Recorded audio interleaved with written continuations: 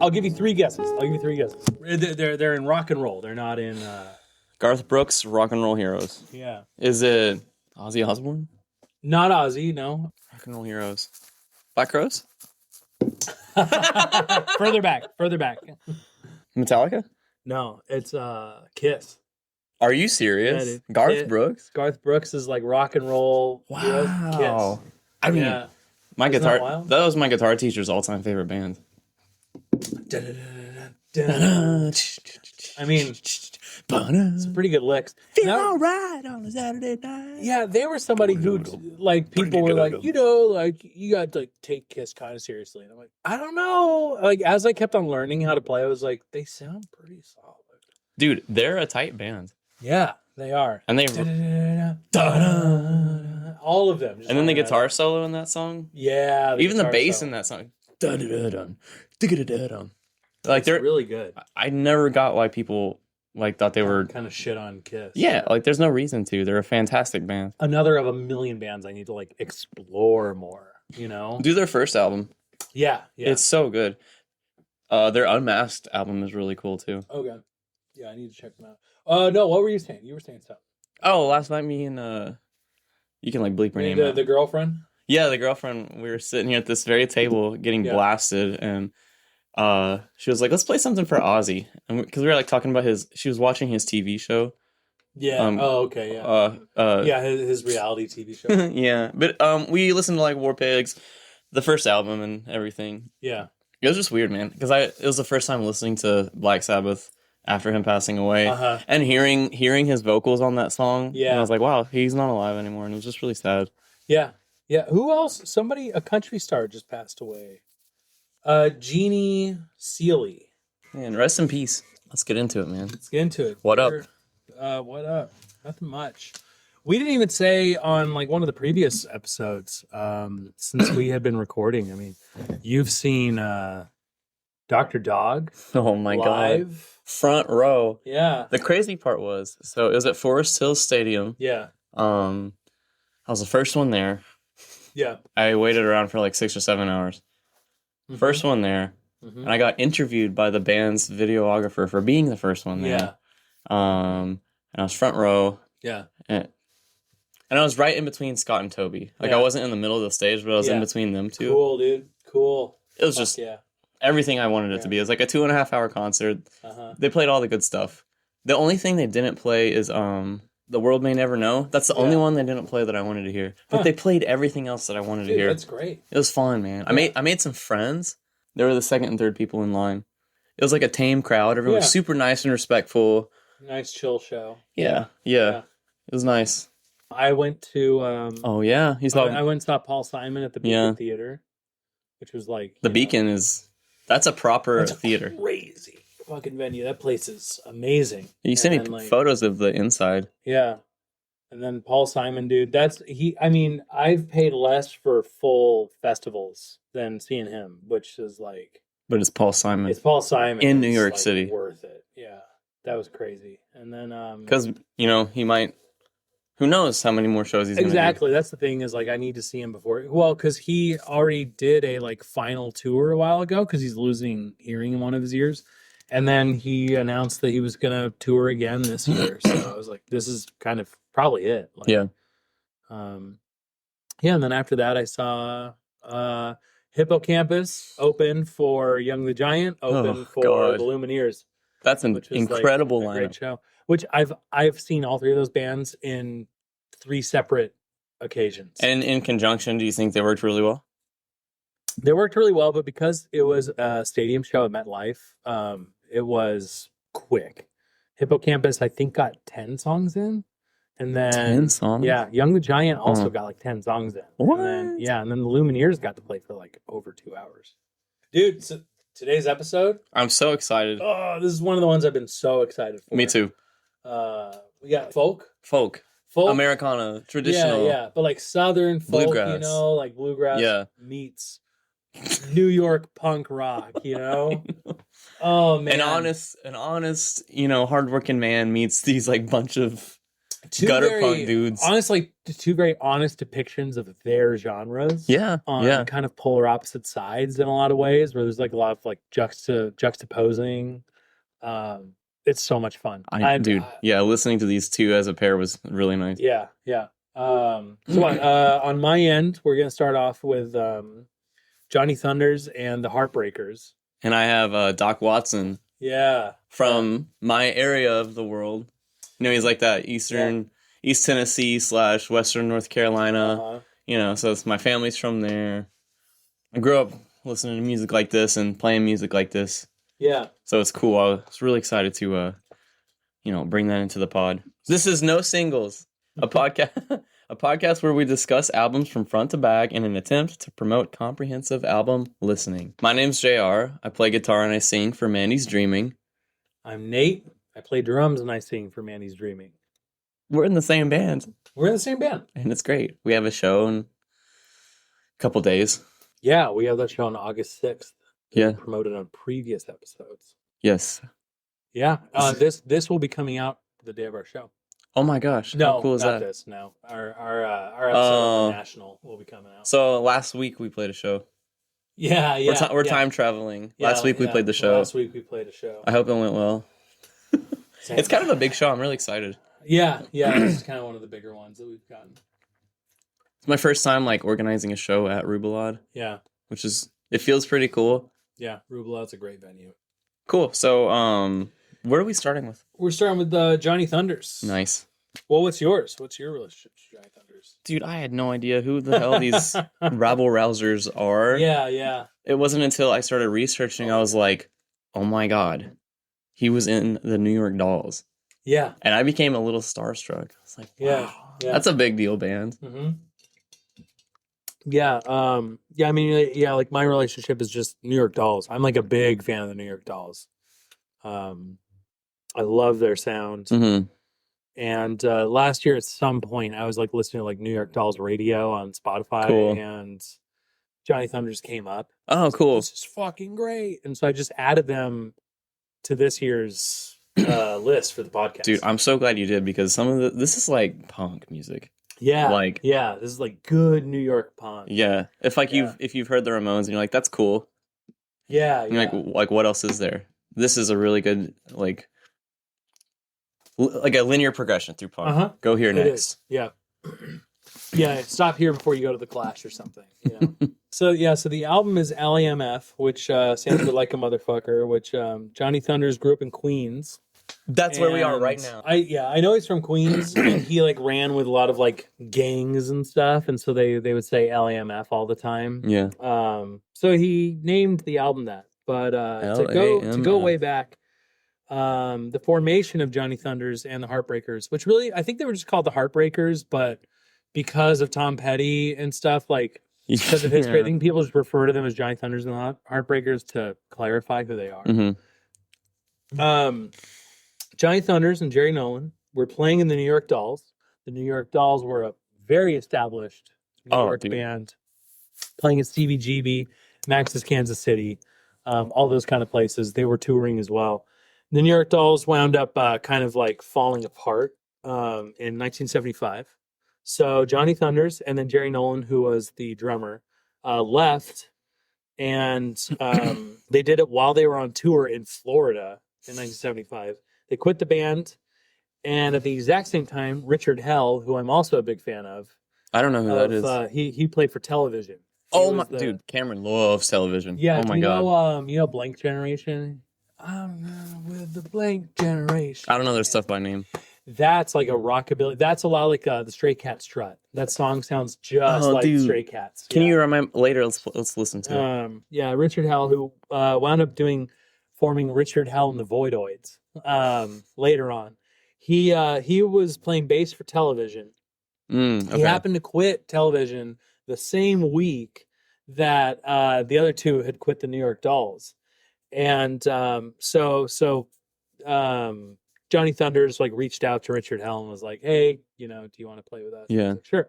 So he joins up. And then Walter Lore of the Demons joined on rhythm guitar. the Heartbreakers wind up like playing Max's Kansas City and CBGB's stuff. They become like one of the most popular underground bands in New York. They headlined both of those venues like very quickly, and as you know, those are like two of like the big underground venues in the 70s. Big deal. Yeah, big deal. They were taking turns on vocals, and Blank Generation by Hell was like, he was even like performing that at the shows at the time, like before it was a song that he released on his own. Visually and musically, they were a real force to reckon with. Clem Burke of Blondie called them the punk rock Beatles. That's a big compliment. Yeah, coming from Blondie. People were freaking out over them. They were headlining constantly there. They were about to like be like a huge deal, and but they couldn't secure a record contract in 1975 and 76 because of their heavy heroin use. Yeah, I wonder why that messed them up. Yeah, so oh, what a shame. That really sucks. So they were constantly like using, which a lot of people were back then. And also, I'm rocking my Patti Smith shirt today to represent the old CBGB days. So they keep playing, but they can't secure a record label. And then in May of 1976, Richard Hell gives the band an ultimatum. He says, I can front and I'll sing basically everything except for like a couple songs every show. And Johnny Thunders has to like step back and do vocals on 2 songs every show, or I'm going to quit. Everybody in the band walks out on him. And ultimatums in a band are usually never good. Yeah, so Richard Hell leaves then and creates Richard Hell and the Voidoids, which becomes its own popular thing anyways. Do your thing. Yeah. And he's actually one of the only people from like this era who was like using drugs heavily and stuff who's still alive. So then they replaced him with Billy Rath, who just auditioned for the band. He was a transplant from Boston who came down to New York. And if I didn't mention it previously, like this is a very New York band. I said Queens earlier. Yeah. Queens in the 70s must have been crazy. Yeah. It's crazy now. Hell, to his credit, did stick with the band and finish out at their show at the Rathskeller in Boston. Okay, at least he didn't just like so he didn't just dip. He like stayed and played out his remaining shows. But Billy Rath replaced him. And then their drug use continued, except for Billy Rath did meth while the rest of them were doing heroin. Dude. So God. That's a terrible combo. But when Rath joined the band on bass, it only helped to make their sound better, and it shifted them more into like a 1950s rock and R&B bass sound, but with punk rock New York energy. Which is a very new sound. Yeah. It really like furthers them into this like punk rock thing that you hear on the album. But like it sticks out very much. Like it's not really rowdy. It's very put together. Yeah, I wouldn't use the word rowdy. It's like, I don't know, dude. I don't even know what. I mean, it's like The Clash. The first time I like really listened to The Clash, everybody was like, oh, if you want to like one of the best punk rock bands ever, you got to listen to The Clash. So I listened to them and I was like, oh, I know who this is. These guys do classic rock, like Rock the Casbah. I thought of at the time as like, yeah, this is classic rock. Like this isn't. But in the context of like when it came out. Right, when it came out, yeah. Because now I think about punk rock, now I think about like Bad Brains or somebody. Yes, dude. Where they're like off the chain. They are not. They're going nuts. Yeah. Whereas like these guys are still keeping it more contained and like make sure the writing is kind of at the front. They go off the chain off stage. Yeah. Oh yeah. So then their manager Lee Black Childers, who spells Lee with 3 E's. Lee. They get sold out shows in New York because of him, and Boston venues. Cool. And an emphasis on their and they make like more of an emphasis on their New York street tough style. But they're able to like really like package themselves a lot better. Their heroin addiction still gets in the way, and the meth addiction. God, dude. Of getting turned down by major labels. And they keep making money off all these shows and then spending all of it on drugs. So they can't even like save up to like give themselves like a big showcase or anything for the labels. So they just keep playing a lot of shows, selling out. Everybody thinks they're fantastic. In 1976, the Sex Pistols offer them a spot on their Anarchy tour in the UK. Oh my God, dude. That should be a wake-up call. Hey, boys, let's stop doing heroin and go on tour. Well, I don't know if you've heard about the Anarchy tour. A majority of the shows wound up getting canceled. So people talk about it as like the tour that actually like never happened, quote unquote. Huh. But the shows that did happen on the tour were amazing because they would open up the shows, and they also got to play on the tour with The Clash and The Damned. I don't know The Damned. Just another like great 70s punk rock group. So even though a majority of the shows get canceled, when they do play, they get to like play to these huge crowds. They become really popular in the UK. They're starting to like build more of a following there now. So because of that, they stay in the UK once the tour is done. Like, we're just gonna stay here instead. They like us more over here. Then they start selling out venues like Dingwalls and the Roxy in the UK. All these like other like big underground venues out there. And then finally, by the spring of 1977, they get signed to Track Records. Good for them, finally. Owned by the management of The Who. Oh, no. What? Oh, yeah. Dude, of course they're going to sign crazy people. Right, of course. Like, because The Who is, quote unquote, like the first punk rock band. Exactly. Yeah. They're still plagued by a lot of drug use, but they get into the studio in 1977, and they have a lot of on and off recording because of all of them doing drugs and stuff. And they rack up a bill at some point too. From the cab. From the cab, driving back and forth to get drugs all the time. But it was from 2 cities, and it was like so far away. I didn't see a total for the bill, but it was like it's astronomical. Yeah. They record in Essex Studios and Rampart Studios. Rampart Studios is owned by The Who. Makes sense. It's gone now, but damn. Yeah. And they record on and off like through the spring while they do that. There's more that happens, but I would like to discuss that after the album because yeah. Like this one was one of the tough ones where I was like, there's a lot of context around this album, but I want to like cut this off at a certain point to then do the album and then discuss talk about the mixes afterwards. Yeah. Oh, God. The mixes are a big part of it, and I was like, I guess that those are all post this though, so I guess I'll hold them off. Yeah, sure. Yeah. Because well, I mean, the only little thing I'll say is that they did the singles, Chinese Rocks and Born to Lose.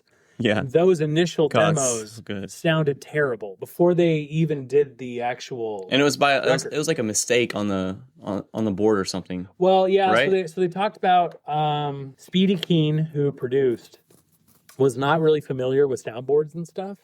So they did initially blame it on him, but actually it was more in the manufacturing part of all of it that things kind of like didn't go. Like you're talking like literally when they were pressing the records. So something like pressing the records, messed up. Something got fucked up in there, and they couldn't. Dude, that's yeah. And so the sound came off poorly on the first 2 singles that they even released.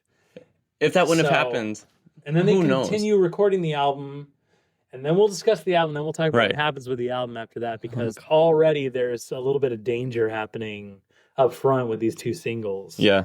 And how they went. But all right, so I'm wearing, to theme the gear today, I'm wearing my super old Gibson t-shirt. It's got some guitars on the back.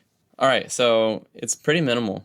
The story behind the gear is pretty cool, though. So Johnny Thunders, he's playing a Les Paul TV model, which was produced... This exact one he has was produced between 1958 and 1960.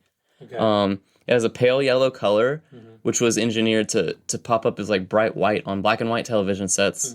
And it's called a TV model likely because Les Paul himself would do TV shows with Mary Ford out of his living room, and they would play guitar. And most likely introduced this model on a live TV broadcast. Oh, sure. TV model. Yeah. You know, and it pops out on the TV, whatever. Yeah. His is special, though, because it has a tortoise shell pickguard rather than the usual black. And those are super rare. So the guitar is a double cutaway instead of just a single cutaway. So it had to have been made between 1958 and 1960. They have a black dog ear P90, a singular black dog ear P90 pickup. And just like a volume knob and a tone knob. Super minimal for what he's doing. Yeah. Nothing's fancy, nothing special. It's like, listening to this album, you're not going to think like, they went maximalist on this thing. No, they didn't give a shit. Yeah. He just wanted good gear that was reliable and simple, which I get that a lot. So he bought this in New York, and it was stolen.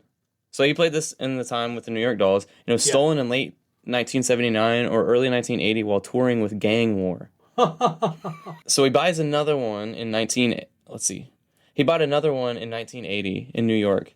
Like literally the same one. Yeah. A 1958 with that tortoiseshell pickguard, which there was only 429 of those ever made ever. So the fact that he had 2 of them blows my mind.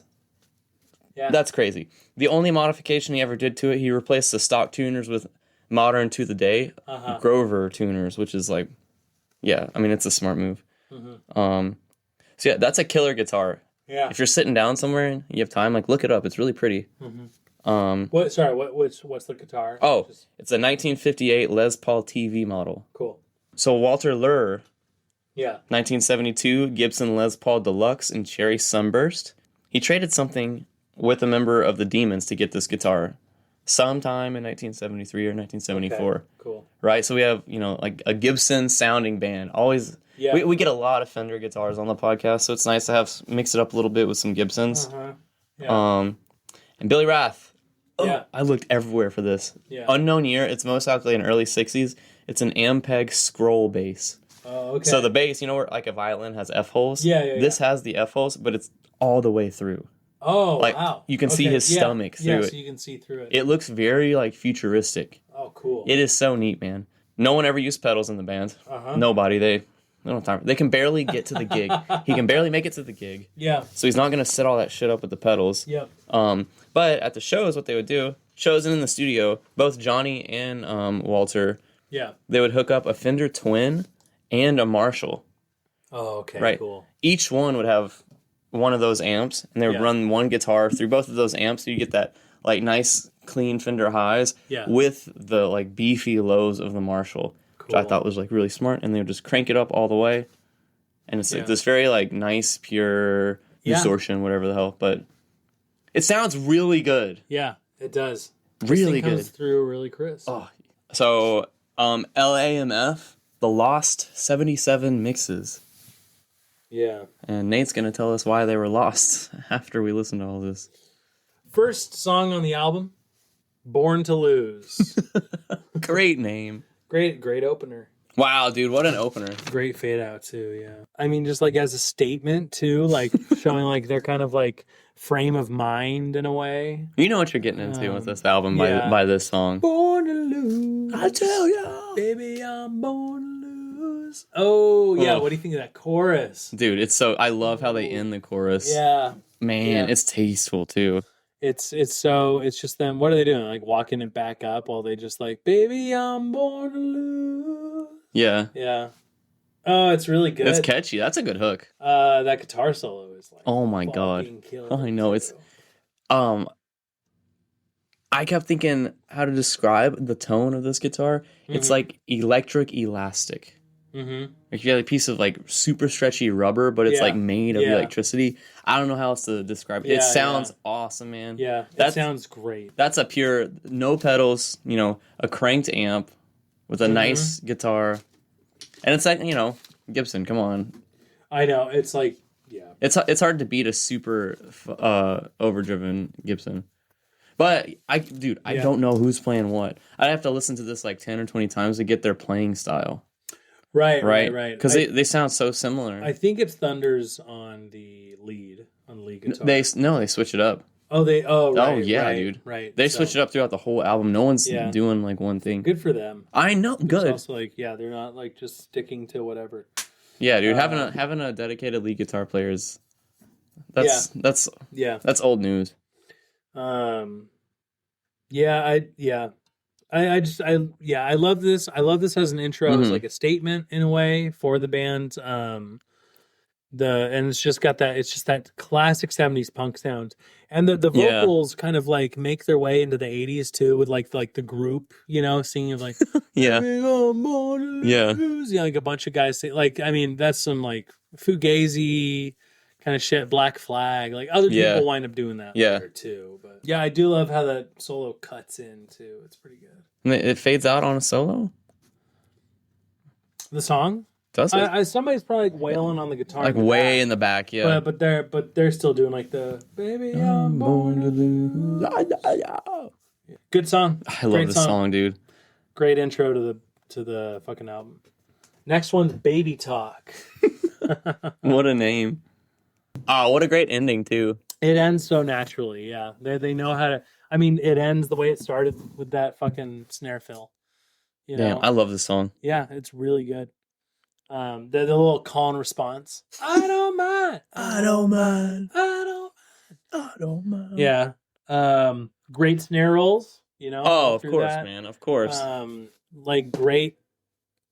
like just like a great beat to go off of. It's a very original idea, you know? Great solo. Yeah. 1 minute 37. Yeah, the solo is like you were saying, like nothing special, but like it's fucking rock and roll. It's so effective, dude. Seeing that lot, it's not like technically incredible, so they can like run around on stage and be crazy. Yeah, you know, like be engaging with the audience, right? Yeah. It like seriously gets the job done. You know, yeah, they're not messing around, man. No, it's driving the whole way through. Yeah, It's just I mean, that's like you can say that about pretty much every song on this album, but. Yes, another fast album. I'm always a fan of the like fast, energetic albums. The last note pops off and it's like soaked in reverb. Just like not any reverb in the song. Yeah. Oh, I like that. Yeah, it's them just kind of like fucking around a little bit with how they're styling it. Yeah. Man, I'm glad you're here because otherwise I'd be all by myself. All by myself. It's funny. I hear that when I see this song title, but. Dude, this song is way better. When I listen to this, I don't think about that, you know? It like doesn't pop into my head otherwise. That definitely sounds like a big snare on All By Myself. And it's like the little metal part on... What do you call the metal part on the bottom? I don't know. The coils or whatever the fuck? Coils, yeah. I don't know. Yeah. It sounds like they're barely touching the bottom head. Yeah, they've got it... Like, it sounds a little more like a tom. Yes, yes. In some ways, yeah. I like that. I love a nice big snare. I'm not really a fan of like a piccolo snare or anything. It's just too like... Don't you have a cool one from the 80s? Precise. It's a snare from the 80s. It's like a metal snare that was in my friend's basement, and he told me to just take it. Metal snare, genre or material? Material. Cool. But then my main snare that I use now is a wood. Dude, that one's so nice. It sounds so good. It's exactly what I want. It's a nice big snare too. I really like they have on this album, like a big like pounding kind of sound to the snare. But yeah, dude, this song all by myself, doo. Oh, that's a great hook too. You were saying like British punk rock. Oh, dude, yeah. Sound. This sounds so different than the last two songs. Very like CBGB. This reminds the intro to this too makes me think of like Blondie or something. Yeah, it's that chord progression. Yeah. Oh, dun, dun, dun. Yeah, it's very odd, right? Yeah, but this is the sort of stuff that like was being played at CBGB. Yeah, dude. So. To be a fly on the wall in there, huh? Oh, dude, so cool. They're all like, and this one, the last two songs they've all been like playing, you know, together. This one they are like really synced up on. Like, yes, the dude. Whole song. His guitar solo in this, it's like he's ramping up the technical shit in it. Yeah, every song, like there's a lot more going on in this one. Yeah, than the past two. Yeah, like you were saying too. You're like, yeah, you hear that Chuck Berry in there. Oh yeah, man. This is like he's pulling Chuck Berry licks left and right in this. Yeah, it's really good. It's great. I mean, oh, dude, there's another guitar solo from a different guitar in this song. Yeah, like right after that, it's like a little conversation that they have with each other, and it's really nice. Yeah, it's good writing. I think this thing just kind of flows well. I do think you could swap around a few songs on this album, and it wouldn't really do much to it. Because they're all relatively the same energy. I don't think these guys are worried about the order. I think they're just trying to get the record made. Yeah, over a series of months. I Want to Be Loved. Dude, great song. Yeah, another fade out. Oh yeah, that's right. This is the second song they've started with 1, 2, 3, 4. Yeah, back to back. I want to be loved. Loved by you. The way he's singing, the way he's pronouncing stuff, dude, is just, it's great.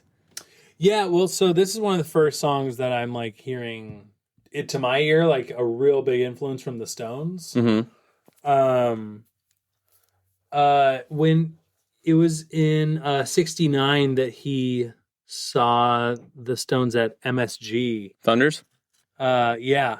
Their film Give Me Shelter. Yeah. That they did for that. Yeah. You can see him and his girlfriend at the time somewhere in the crowd. Yeah. Are you serious, man? Yeah. Dude, how cool is it to be in the Stones movie? I know, right? But he's, I don't know, like this song in particular, like it's a lot of the vocals really, but like I can hear a lot of like the Rolling Stones influence on their sound in this one. I think they got a little, the chorus has that Chuck Berry. Yeah, more of that Chuck Berry. Yeah, just like straight rock. Yeah.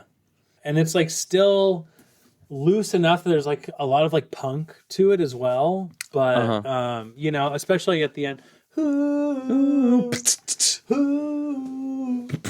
Oh man, the oohs are great, and he's behind it whispering, "I want to be loved." Yeah, that's so good. That's like great building of a song. Oh, dude, yeah. And then he's singing it, and that guitar solo comes in and finishes like the vocal melody, and it's so tasteful, and it lasts for like a second. Yeah, just a second. Yeah, it's good. Pops and then right back in, and then right after that, they have the "Only Loved by You." Yeah, that's so fun. That's so fun. Yeah. Another fade out, like you said. Yeah, another fade out. Yeah. Dude, this song's fun, man. Another solid song. This song fucks. Next one is It's Not Enough. They introduced the acoustic guitar. Yeah. That guild. Really nice. Yeah. Dude, it's like Under the Sea Prom. This is so 50s, man. It reminds me of the Shirelles. Oh, yeah, for sure. Yeah. This is like just really. We could do them for next year too. Yeah. Oh yeah. It's just really like in the back, like you could hear that if you added a lot of like backing vocals. More of like a slacker feel on this song, you know? Like you said, perfect timing on the album too. I mean, listen, man, you know me. I love the fast albums. Yeah, yeah. This breaks it up really, really well. Yeah, you need to have a break somewhere in the album. Yeah. That was the thing that I loved, that White Reaper album. That's probably going to be in my top 10 favorite albums of the year, but like it goes and goes and goes. And you got something like this this isn't a slow song. This is still like a rocking song, but you can tell they bring it back down. Mm-hmm. They kind of like reset a little bit. They have a different, like more like a 50s doo-wop. This is doo-wop. Yeah, like a doo-wop kind of sound. Yeah. Which makes sense because they're doing this in the mid-70s, so it's like that's like the almost like uncool old music at the time, right? Sure, yeah. It's like, ooh, doo-wop, or a bit of like a nostalgic revival of something. Sure, yeah. Yeah. Like literally what's happening right now in our scene. Yeah. I'm sure like, you know, like you go out to CBGB or Max's Kansas City or whatever, and you're out there playing, and you're like, hey, you know, we all grew up in the suburbs. We remember these kind of songs. Yeah. We wrote something as a tune. Remember your parents would spin this record and then bust out a pack, like smoke 20 cigarettes to that shit and get drunk? Yeah, I hear my parents too. Yeah, yeah. No, don't put that in. I love my parents. I love them very much. Yeah, the guitar all over this thing is doing exactly what it needs to do. Yeah. It is right where it needs to be. The counter melody on it is so good to this like really hooky melody that he's singing. Yep. And the bass on this. Boom, boom, boom, boom, boom, boom. And then sometimes that guitar will match up with it and walk up. Yeah, yeah. The walk-ups on this are great. Dude, it's so good. Might as well call it a brownstone. And the solos, too. All right, it's nothing crazy. There's 2 solos. They're great. But that was what we were saying. Like, what did you say? This is not what you would think of as a punk rock solo. This is such a classic rock solo. Right. And then you said the other thing about like his like drawl is like not enough. Tom Petty in the Heartbreakers. Dude, this is a fucking Tom Petty song. Yeah. I mean, this is 77. He's coming out around this time too. Sure. Chinese Rocks. 1, 2, 3, 4. Dude, I want that like drums to end that so bad. Oh really? Oh, no, as in like I'm expecting the drums to be like, oh yeah, but it's like that really long hang on the guitar, and I'm like, oh, I'm wanting the drums, but they're not giving it to me, dude. Yeah, what a great song. Yeah, this song's so fucking. In the very back, it's not Johnny Thunder. It's probably someone else in the band, the drummer. He's going 1, 2, 3, 4. Yeah. And this one's a little slower of a count too than the other ones. Yeah. And then they have that nice riff. And it goes up to the 4th. And then he goes, wow. Uh-huh. Dude, he's playing the perfect note at the perfect time. That has like, it's like a firework. Yeah. That is my favorite part of the whole song. That little bend right there. Fantastic. Yeah. I honestly, I'm getting like REM vibes from this song. Oh, really? A lot. Yeah. The CD I have, Monster. Yeah. Yeah. Oh, okay. Yeah. Yeah. Very, very alt kind of. Yes. And I mean, because he's switching over to the toms for every single one of the choruses, I like that, which is great. His toms sound cool too. Yeah. The drums on this great. Are mixed so well.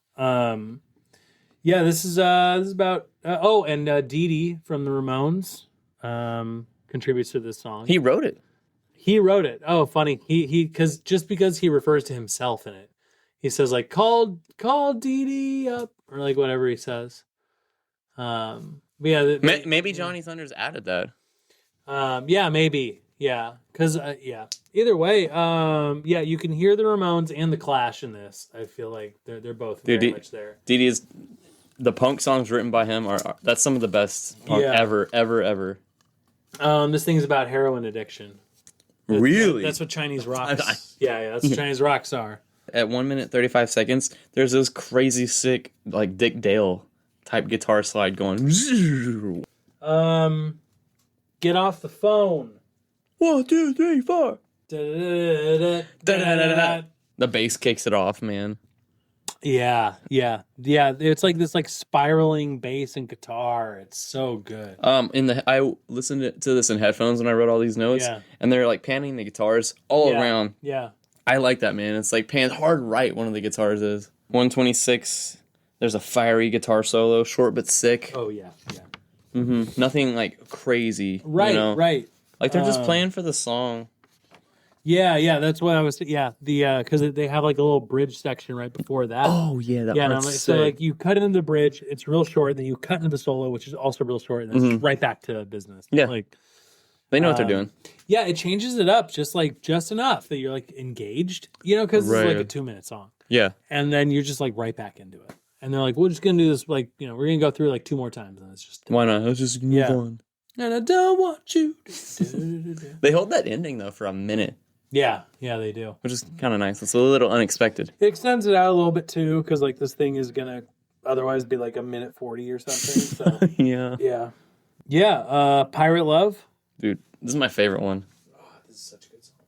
Wow, this one's a lot of fun. This is probably my favorite too. Dude, is this our first matching favorites? No, we've had them before. Pink Floyd we did. That's right. There was another album where we both did. Yeah. Such a great song. It's so dynamic. I mean, that's like, this thing, because you would expect this to just be like some lazy classic rock type song, right? Well, it sounds not lazy. It's like slacker. Chorus. Whatever. Yeah. Slacker rock. It's like the chorus comes in and you have your verse and stuff, and then they do the solo into a bass solo. And the bass solo kicks It's ass, so good, dude. And the guitar solo is good, but like the bass solo is just so fucking cool. And then from there, they speed up. Literally, there's no fill, there's no warning. They just like go. And then they speed up, and then they like fucking just rock it off on those guitars. Oh, dude, I know. They're oh my jamming out. Yeah, it's like their fingers are on fire. Yeah, they're going for it so hard, and then you cut back to like they all come back together, and they do the chorus again but faster. Yeah, and it kicks ass, and those guitars in the back just. Oh man! And they're like pirate love, yeah, pirate love, yeah. At the beginning, I'm getting like some Ziggy Stardust. Yeah, I can see that. See that. Oh, that band cut out at 53 seconds in. It just leaves the drums. There's no fill. Yeah. There's no added cymbal. The drummer's just still playing. He just plays right through, which is really nice. Yeah. Like I do like that. If I'm playing with you guys or any of the previous bands I've played with, I always feel like kind of pressure to like throw a solo in if something like that happens. But you're listening to this and you're like, it's kind of badass. He didn't even decide to go with anything. He's just riding through.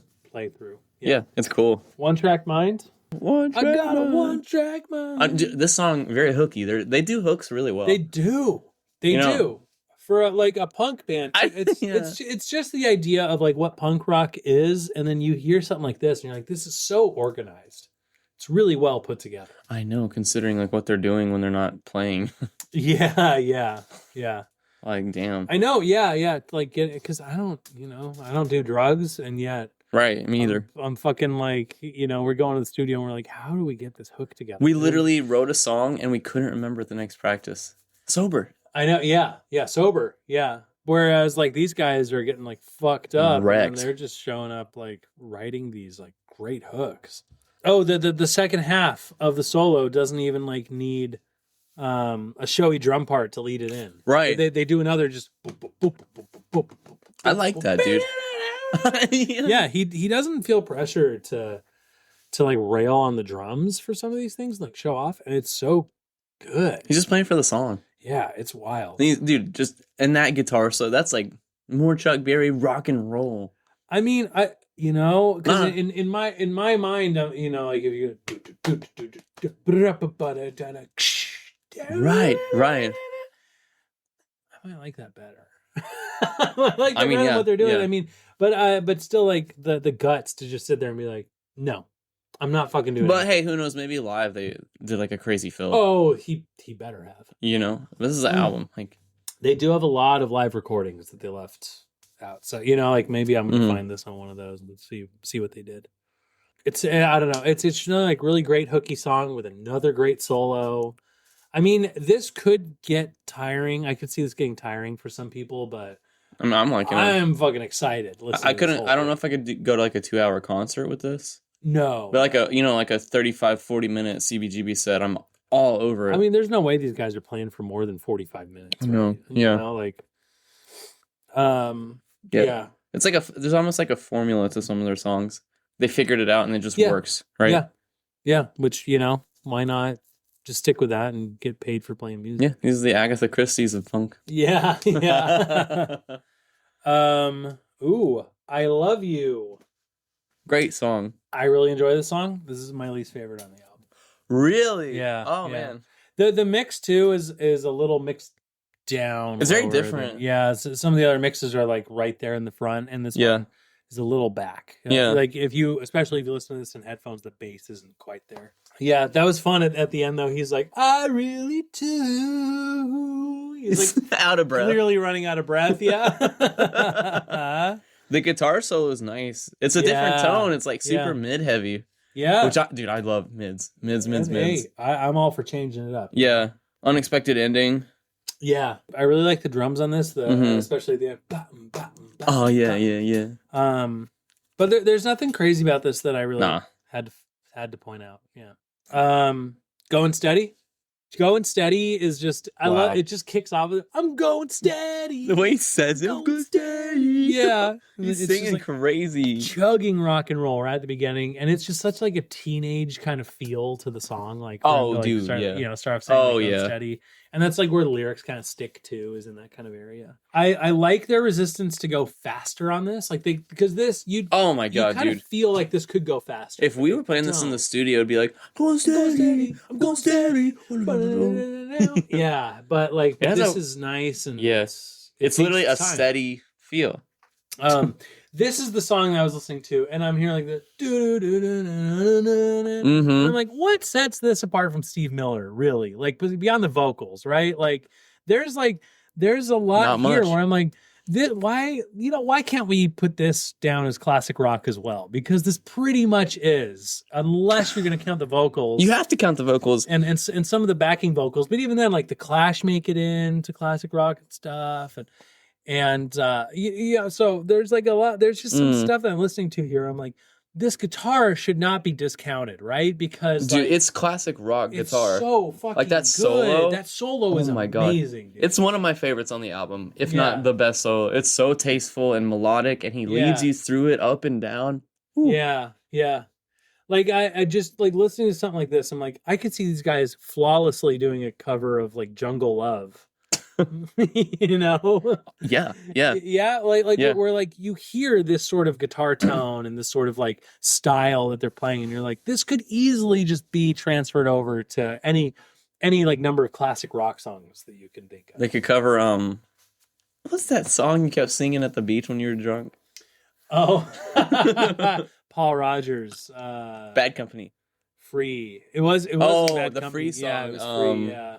But I mean, like, really, like, All Right Now by Free, right? I mean, how far away is this? It's like once removed. That's it. Said low, like, I mean, how far away from that are we? Oh, as soon as the guitar solo starts at 1 minute 13 seconds, there's a fret slide by the other guitar all the way down at the same time. Yeah, I know. It's cool. It's just like they're talking to each other, and he's like introducing his friend's solo, which I thought was pretty cool. That's fucking rad. Yeah. Oh, and there's some like really nice backing vocals at the end. I'm going steady. Yeah. What's next? Let Go. That ending is crazy good. That ending is really good. Mm-hmm. Why you just don't let go? Oh, great. Oh, good. His vocals are a little blown out on this one. I love that. I love it when that happens. Personally, it's great. It's like right there. It's just right in the line, just barely. Like it redlines for like a second. Yeah. Just a second, dude. The drum fill at 19 seconds. The rhythm of that is so nice. Yeah. Like it's kind of syncopated almost. Yeah. It's super good. Yeah, this I think of the Ramones when I listen to this. Oh, of course, yeah.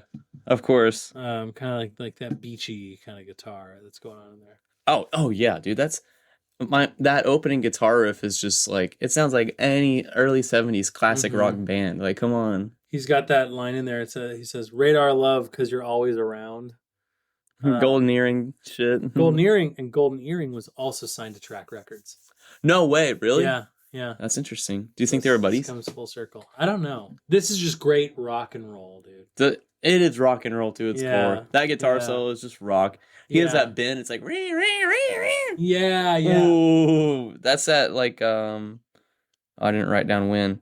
But there's another great drum fill at 1 minute 40 seconds in. Yeah. And at the end he's like, "Let go." And at the very end, way in the back, he goes, "Is that all right?" Yeah. Is that all right? and then "Can't Keep My Eyes on You" comes in right after that. Like right after that, yeah. Dude, this is such a good song. It's so different than all the others. It is, yeah. They switched it up again. It's not Johnny singing, is this? I don't think that Johnny's singing on this one. No. The guitars are very different. He's got one of them's doing like, the the driving one, and then the other has that awesome chord. Boom, boom. Yeah. Very funky. Yeah, they're doing like their own things, but they're working together. Yeah. That beginning, that dun dun. Yeah, we got to start a song like that. Yeah. And then the way they end it too, it's a lot of fun with it. Dun, dun. Yeah. Can't keep my eyes on you. Yeah, the vocals are very different on this. I could figure out who's singing it, but I bet it's the rhythm guitar player. Yeah. I mean, this is like another like very well-made song, right? Where they're all working together to get the whole thing done. The guitar solos in the middle, it's solid. He's not overplaying. It just sounds really nice. Yeah, I was noting that there's like some guitar that's this like 3-song run. Including the last 2, like has very similar guitar on it. Like where they're the melodies at least are kind of, they're kind of but the solo, they have the solo, but there's like this roaring backing guitar going on during the whole thing too. I think the backing guitar is the star of this song personally. Yeah, it's the rhythm, good. It's so good. It's very tasteful and unusual for the album. Yeah. Yeah. I know, it really stood out to me when I was listening to it. What's the last one? The album closer. Album closer, Do You Love Me, is a cover by The Contours. Yeah. Dude, this is my second favorite. This song is so damn good. Yeah, this is my second favorite. Wow. Dude, this thing my gosh, kicks look at that. Ass, yeah. Dude. He starts it off, he goes, "It's rolling, right?" Yeah.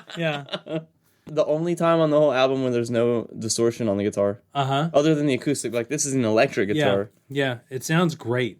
So they're covering... Who are they covering? The Contours. What year? Do You Love Me? From 1962. And that's a doo-wop song. So they're pulling... Dude, they're pulling most of their sound from, like, 50s rock and doo-wop, which is really cool. Yeah. And that's part of the thing, though, that, like, you need to have a little bit of pop somewhere in there. You have to. To like, really be on top, at least. Like, generally speaking. because they are pulling a lot from like 50s and 50s like doo-wop and rock and stuff, which is like a lot of like very poppy stuff. Yeah. And then they're informing their punk rock music with it, which just makes it like really rich. It works pretty. Yeah. Oh, dude, rich. Yes. Yeah. Yes. It's it's just such a great sound they wind up with. I think this is a great album ender. Oh, definitely. This thing like rock, because like Can't Keep My Eyes on You is slightly slower than this, and then this really drives it home. Like they like, speed it back up. And they're like, let's like give them a big ending. It's like an exclamation point at the end. An ending with a cover I really like. Yeah, I really like that. Yeah, idea. It's cool. But I was reading somebody's music blog a while ago who like this guy like ships in a ton of CDs and then just like listens to them and like does like this music blog and stuff. Cool. He wrote about this during COVID. And he was around for the original remix of this in the 90s. And he was listening to this and he was like, yeah, they added Do You Love Me on. Do You Love Me wasn't originally part of this. Really? And then they added this on later. Yeah. I mean, it fits the album so well. It fits it really well. It's a great ender. There's a killer drum fill at 45 seconds in. Yeah. Oh, they have like Beatles-esque twist and shout vocal stacking at 59 seconds. Yeah. And one of my favorite parts of the song at 1 minute 19 seconds, he goes, "Watch me now, hey!" Yeah. So silly, man. Even at the end, they have like the sound of the room and everybody like kind of chatting and stuff. Yeah, I could not. I turned my headphones all the way up and I couldn't figure out what they say. But I have no idea what they're saying. I love stuff like that. I do. The last thing you hear on the album is just some little conversation between the bands. Yeah. They have the lyric in here. I can mash potatoes. I can do the twist. I really like that. Yeah, that's cool. Yeah. Damn, dude, what a good album. It's a great album. This comes out. What year again? So they put this album out in 1977. 77. Yeah, 1977 is when this comes out. And actually, I was just reading on here too that Tom Petty and the Heartbreakers didn't start gigging and stuff until 76. So yeah, there could have been competition if this band hadn't broken up soon after this came out. But so this comes out in 77, but just like the aforementioned singles off the album, it's not mixed well at all. Nolan, who's the band's Jerry Nolan, the band's drummer, threatens to leave the band if they put out the album.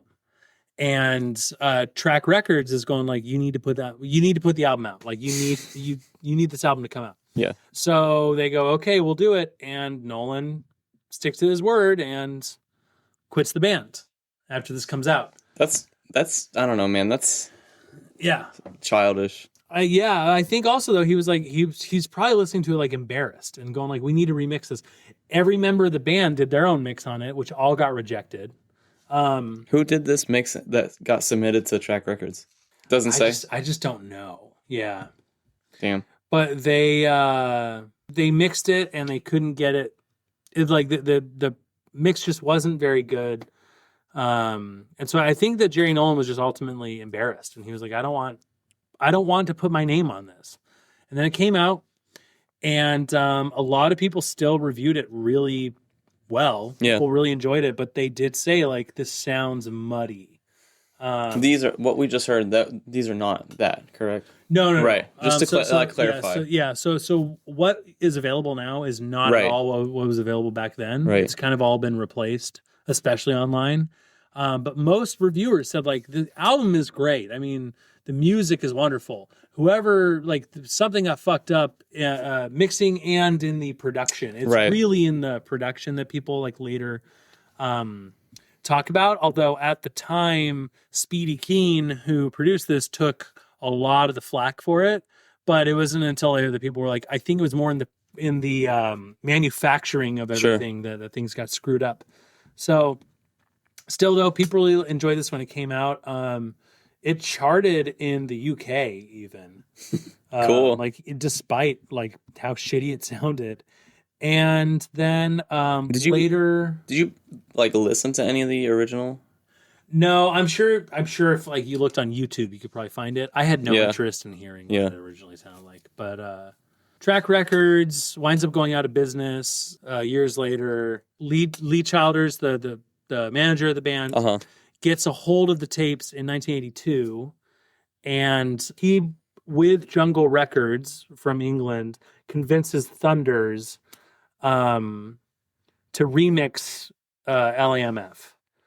And in 94, it finally gets like a good mix. And I feel like 94 is a nice year to like remix and release something like this. Right. It's a good like moment in time. Yeah, and it's almost 20 years later, which is wild. But so this gets remixed and re-released and stuff, and kind of gets like more consideration in the 90s. Yeah. But by that point, Johnny Thunders had died in 91. Right. And Jerry Nolan had died in 1992. So they'll never know. They'll never know, like that this didn't like blow up and become like this, like, like, oh my God, you guys have to hear this record. This thing's, it didn't become like that huge, but people did reconsider it and go like, wow, finally a good mix of this. This band was amazing. Yeah. This is like a musician's band. Yeah. Right. Well, and I wonder like if their legacy would be bigger, like, because if this had come out and had a good mix, like, would we be talking about, Johnny Thunders and the Heartbreakers a lot more now? Maybe it'd be like the Ramones, Johnny Thunders, and the Clash. Right, exactly. Right. Like they because this sounds so good. Dude, oh my God. Right up there. I know. In headphones, it is like you're in the room with them. Yeah, exactly. It's so good. It sounds so good. Specifically, who's the person that remixed this? Is it Johnny Thunders who did this? No, although he did do like a remix in 84, I want to say I had read somewhere. But no, it was post all this. Jungle Records executive Alan Hauser had the Heartbreakers tapes reviewed and had the best available mixes preserved on digital audio tape. Oh, so it was discovered by Hauser that many of the original mixes left behind by the Heartbreakers were best suited to the band's proto-punk sound. Yeah, so this might be a mix of different mixes, but I know that this thing like got... That makes sense because when you were talking about that one song that had less bass, that makes sense. This is not a singular mix. This is a collection of mixes. This is a collection of them, yeah. In 2002, they did a whole remastered edition.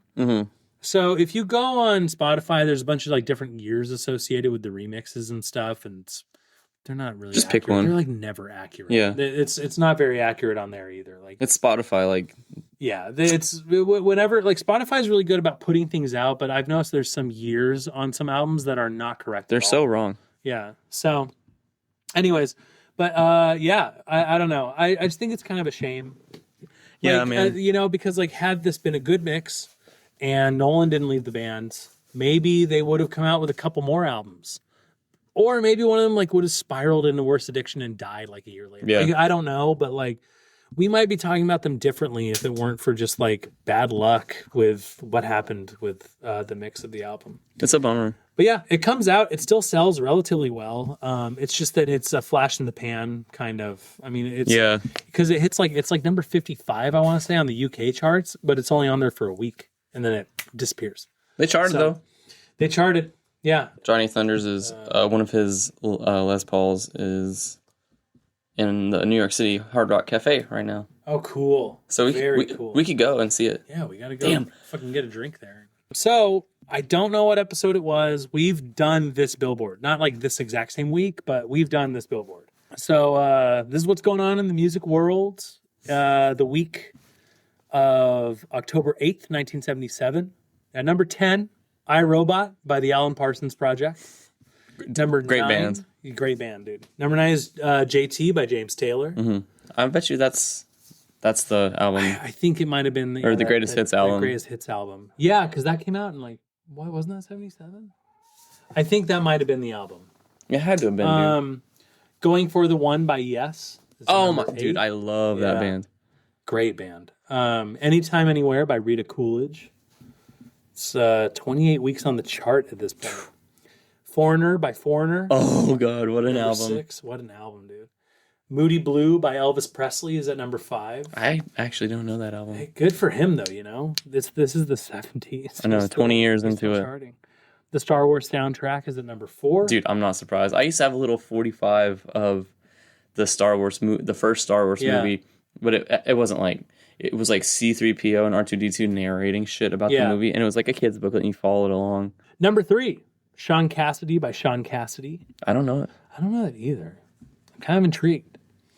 Linda Ronstadt, Simple Dreams at number 2. Good for Linda, man. And at number 1, which was at number 1 the last time that we did this, Rumors by Fleetwood Mac. Oh, nice. Nice. Huge. Yeah. Huge. Amazing. 33 weeks on the chart at this point, but yeah, I mean, they fucking blew up. That's a great album title, too. Yeah, Rumors. Oh what a good album title. Would you own this on vinyl? Yes, 100%. Me too. Dude, me too. We had the same favorite song. We had the same second favorite song. This was a great pick, Nate. I'm really glad you dug this out of the punk depths. No, this is more of the kind of the shit that I want to do, is like something that's a little more unknown. It's more fun. Yeah. Wow, All man. All right, the other album. Man, Dr. Watson himself. Doc Watson, dude. Doc Watson by Doc Watson, 1964. Yes, that's the year my mom was born. Jumping back 13 years. What's your relationship to Doc Watson? Doc Watson, dude. I've listened to Doc Watson every now and again, you know, like in a little bit of a country mix or something, but this ain't no country. I know, but you know, he'll come up. He'll come up if you're listening to some Willie or Waylon or oh yeah, you got like some like Spotify playlist going. Yeah. Yeah, Doc Watson will pop up in there somewhere sometimes. But yeah, I mean, like beyond just like kind of hearing a little bit of Doc Watson here and there, I never really like checked him out. I just always knew he was like revered in the, you know, and especially like in the guitar, like guitarists community. Dude, oh my god, he's next fucking level. He's blind. He's finger picking like nobody's business, and singing. And it sounds like it's just so effortless. It is so effortless. My intro to Doc Watson, I don't even remember. I don't know. Hearing him on the radio, being little, it was just like, I'm from that area where he's from. Like, Deep Gap is really close to my hometown. Yeah. Boone, North Carolina, like, I have family in that area. And just, like, growing up in that area and hearing, like, all that music, it was like that specific area of Appalachia is such a honeypot for like folk music, bluegrass music, like country music as well, but like specifically this like traditional, like old world, old mountain music. Yeah. And it like runs in my blood, and it's just really cool, you know, to come to New York City and like share some of that with people, right? Yeah. When I was a little kid, I had to have been, I don't even know, man, like 10 or 11. My dad knew this lady. So Aunt Zetta owned this like little campground out in Paint Creek. And they had like little tiny cabins, like half the size of this room that you could rent. Yeah. You know, and so they would have people out there and jam all the time. So it's like right in the foothills of the mountains, of the Smoky Mountains, dude. Yeah, yeah. And we went out there one day, and I was a kid, and he was like, yeah, we're going to go and jam out at the campground. So we drive like 35 minutes way deep into all this shit. Yeah. But I didn't have an acoustic guitar, so I brought, it's under my bed, that white electric guitar that I showed you. My first guitar that I ever bought with my own money. I bring that and an amp that my grandmother had let me borrow, and it was a Fender acoustic amp. Sure. So I bring that out to the campground, and I remember it. I'm so nervous, and we get all the shit, like we're in one of the little cabins, and I got the amp and the guitar, and we go outside, and like, you know, we had run this extension cord to the amp, and I sit down with my electric guitar amidst a bunch of like old folk people. Yeah, yeah. There's an upright bass player, like 2 acoustic guitar players, a couple fiddle players, and a banjo player. Yeah. This banjo player, when he was 16 years old, he told us, Doc Watson asked me to play with him, and my pappy didn't let me go because I was 16. I wasn't old enough, so he told me no, I couldn't go. So I played with this guy. I played music with him. Yeah. And it was just like being that close to like Doc Watson, removed by one person. Separated. Yeah. Yeah, it was like hearing that, like thinking about that as an adult now is just it's fucking crazy, Nate. Yeah. Let's talk about the man. So he's the 6th of 9 children. Which is fucking crazy. Arthel Lane Watson is his name. Yeah, yeah. He was born in Stony Fork, Watauga County, North Carolina on March 3rd, 1923, which I've been on Watauga Lake. It is so beautiful. Born to Annie Green and General Dixon Watson. Yep, yep. So yeah, he was born. He had a defect in the vessels in his eyes that carry blood to the eyes. Yeah, which really sucks. So starting off. Like, he just never saw. Yeah. Ever. Yeah. So he develops an eye infection that caused him to completely lose his vision before his first birthday. And he was raised in Deep Gap, North Carolina. Just, like, beautiful country. Doc's mom, she would sing old traditional songs and ballads while doing chores during the day, and then when all the kids, all 9 of the children are falling asleep, she would sing songs to them. So, like, his life was always just filled with music. Yeah. Right from the very beginning, because he can't see, so he's like that music that he's hearing from his mother. He's gonna be surrounded by it. Yeah, he's surrounded by it. It's super formative. Yeah. In the evenings, the family read from the Bible, and they would sing hymns together from the Christian Harmony. It was a shape note book. Just like pretty shape note. That's cool. Doc's dad was a day laborer. He was a farmer. He was the leader at the local Baptist church choir, so he'd lead them. So this whole entire family is just like, you know, music. Yeah. Jimmie Rodgers was his first artist they like claimed as his favorite. Yeah. Some of his earliest memories of music reach back to his days, like being super tiny, being held in his mama's arms at Mount Perrin Church, listening to the harmony and shape note singing of the choir. When he was 6 years old, he started to learn to play the harmonica, and then every single year at Christmas time, in his stocking, he was given a brand new harmonica in a different key. It's pretty cool. But when he was about 7 years old, his family acquired a wind-up Victrola record player and a stack of records from his mom's brother, Jerome Green. And, you know, he heard artists such as the Carter Family, Jimmie Rodgers, and the Carolina Tar Heels. Yeah. And Gid Tanner and the Skillet Lickers. Jesus. What a great name. God. When he was 10 years old, he entered the Governor Moorhead School for the Blind in Raleigh, North Carolina. So in the school, he was exposed to classical music and big band jazz, which is like, you know, growing up listening to those folk songs, he probably thought, like, wow, what is this really put together shit? And he could also hear players such as Nick Lucas and Django Reinhardt. And regarding Django, he was like, I couldn't figure out what the devil he was doing. He went so fast on most of it, but I loved it. Yeah. So while he was away at this school, this is when he starts playing guitar. He started playing banjo before he started playing guitar. Right. Yeah. Right. When he was, his dad made him a banjo when he was 11. Yeah. Right? Yeah. So he's an 11-year-old kid. His dad makes him a fretless banjo with a maple neck. When Doc went back home, he was playing around on a guitar that his brother Lenny had borrowed from a neighbor. Yeah. One day his dad hears him trying to play the guitar, and he didn't know that Doc already knew some of these chords. Yeah. He goes, hey, I'll take you down to Roads and Days in North Wilkesboro that Saturday and combine his money with whatever Doc had in his piggy bank to help him buy a guitar. So he already knows the song, so he's like, oh.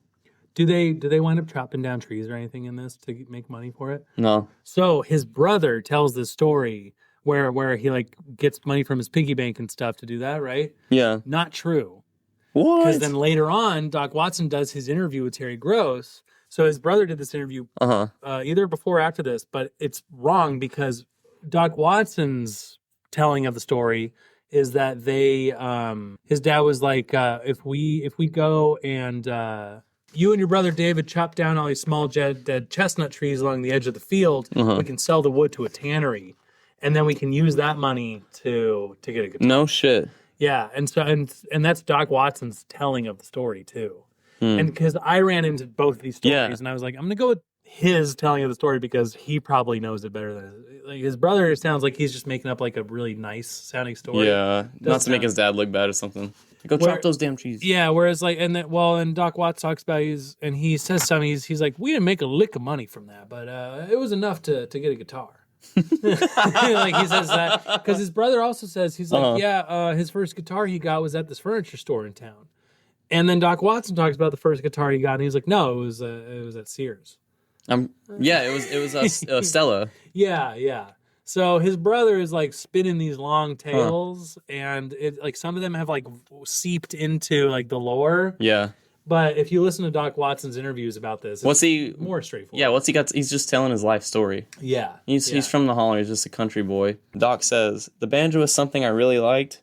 But when the guitar came along, to me, that was my first love in music. So he just starts learning to strum and play the guitar. He uses a thumb pick, to play with the singing. And he gets into the flat pick style.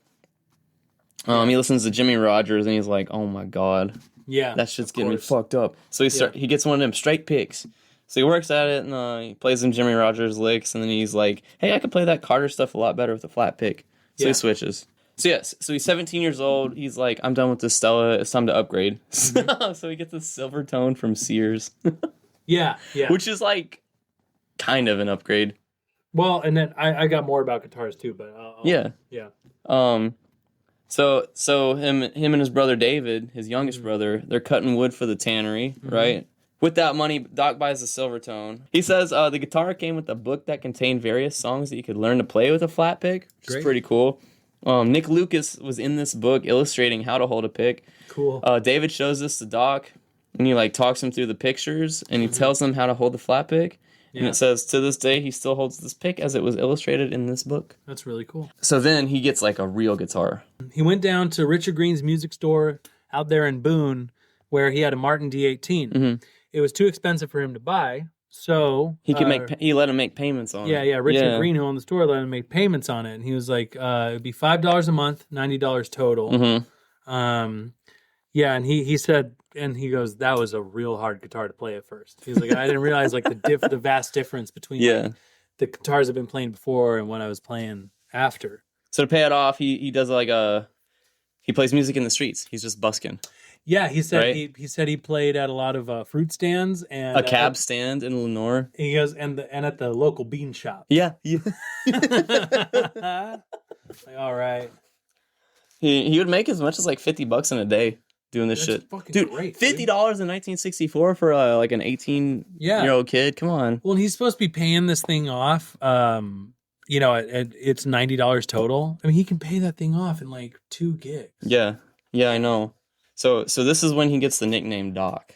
He was playing with his friend Paul Greer at a remote control radio show. The radio announcer decides that Arthel was too long a name to announce on the radio. Yeah.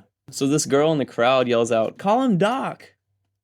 And then that's it. Supposedly from Dr. Watson from Sherlock Holmes. Sure, yeah. Right? Yeah. Watson. Yeah. Doc Watson. So in 1953... Doc Watson got a job playing electric lead guitar in Jack Williams' country and western swing band, Jack Williams and the Country Gentlemen. He learned Black Mountain Rag, Old Joe Clark, Sugarfoot Rag, and Billy and the Lowgrounds, and is playing all that on the electric as like a fiddle. Yeah. Which is just a very like cool, distinct playing style. So he's playing with this band. He still owns the D18, and he trades it in for the Les Paul. The folk revival begins. He takes all these licks that he learns and puts it on, that he learned on the electric, playing fit on the electric, and he puts it over on the acoustic guitar. Yeah. So do you know how he moves into the folk revival? He's taken upstairs. He's taken upstate to New York. Right? Yeah. So he's playing, and Ralph Rinsler from the Smithsonian comes around looking for Clarence Ashley. Yup. And people kind of redirect him to Doc Watson, and they're like, "You should talk to him." And so he talks to him, and he's like, "Okay, we're going to take you upstate to this folk circuit." And even Doc Watson knows, like they all kind of know, like at that time, like you got to switch over to acoustic though, because it's not until Dylan goes electric, they're like, and he even says like Watson goes like, "I would have been booed off those stages if I had if I had been playing the Les Paul." Right. Yeah. So he consciously like does the switch back to acoustic, but it was kind of like back then thought of as just like a no-go. It was like, you don't play an electric at these festivals. Like, right. It was a good, it was a smart decision. Yeah. Yeah. And they recorded a bunch of people in that little honeypot of music. Yeah. And it comes out as the old time music at Clarence Ashley's Volume 1. It's the Folkways FA 2355. Mm-hmm. Docky goes up to New York. Yeah. I never knew that. Yeah. I think that's pretty cool. Rinsler comes to Tom Ashley's place to record Doc. He didn't have the acoustic, so he tells Rinsler, he's like, well, I could play my Les Paul, just turn the volume down real low. Yeah. And he goes, dude, no. So they need to get an acoustic guitar, so Doc borrows the AD18 from his friend Joe Cox. He gets a big boost when he was invited to perform at the Newport Folk Festival. Yeah, it was in 1963. 63. Yeah, so just before then, what goes on right before that? So before that, when he's in, so he does Clarence Ashley's thing. Then he goes, so he is bouncing around in New York and Greenwich Village and stuff. He goes to PS41 in Greenwich Village, where he's noticed by people who can like get him funding to go on tour. Okay. So he then goes on tour and goes to universities and clubs, and he winds up like getting all the way out to L.A. Like he goes out to California on tour and stuff. And then he circles back to, now he's got so much notoriety that he gets put on the Newport bill. Folk Festival. That's a big deal, dude. Yeah. And then that is what leads into the album. Then they're like, okay, you need to record something. Yeah, now you need to be like, we need something to play back for everybody, like that you can sell. That, like, right. Because everybody wants to hear your sound. Yeah. Yeah. So he goes with Vanguard, which is pretty cool. Yeah. So yeah, that leads us up into the album if you want to jump in. I think this was slightly before, like, there were, like, producers all the time, like, for albums, you know? Yeah, yeah. So instead there was musical supervision by Ralph Rinsler on the album. Rather than, it was pretty... Yeah, so, because, I don't know if you've seen those documentaries. There's some documentaries that talk about, like, how, like, back in the day, a producer was a guy, like, in, like, a lab coat who'd, like, walk into the studio and, like, just, like, adjust volumes and stuff. But they didn't get to, like, talk about the sound you were creating and stuff. They would just do it. This is, like, right when the Beatles are coming around and, like, George Martin's becoming known. And, like, so I'm sure this is, like, just in that area of time where somebody's not, like, necessarily producing this, quote unquote, but they do have Ralph Rinsler on musical supervision. Which he's probably in there. He's like, you should put the mids down a little. Sure, exactly. Like, he's probably producing. They just didn't have the title back then. Right. So to start it off with, we got a song. It's called Nashville Blues. Nashville Blues, great album opener, right? Oh, dude, it's perfect. He's showing you. He's like, this is flat picking. Yeah. Hello, everyone. Yeah. And dude, he can sing. He can sing. Oh, he really can sing. well. It's so effortless. Got a great voice. So effortless. Nashville Blues was written by the Delmore Brothers. Written and recorded by the Delmore Brothers in 1936. Doc's version, he plays it in standard tuning with the capo on the 3rd fret. But I love how the Heartbreakers album, right? Yeah. Starts off with something that like is informing their state of mind. Like Born to Lose. Yeah. These punk rockers from New York are fucking. His thing is starting off with him being like talking about Nashville and being like, this is kind of like the bullshit that you have to deal with in the industry of like, even and this song was written in the fucking 30s. This is almost 100 years ago, and people are like, yeah, Nashville is like the industry. Like you're there and you're getting these Nashville blues because you got to like get around to like getting a record deal. You got to talk to all these people about like writing and recording.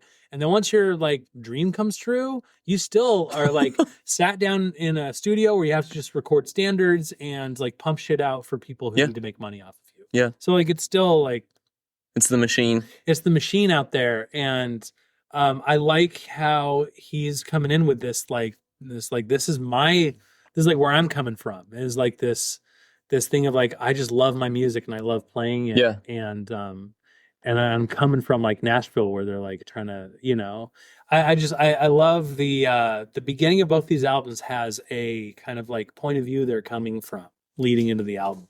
I think it's great. I love this song too. It's so nice. So there's 2 guitars in this mix. They're panned to the left and right. Guitar panned to the right is a super simple, just like on the quarter notes. Boom, boom, boom, boom.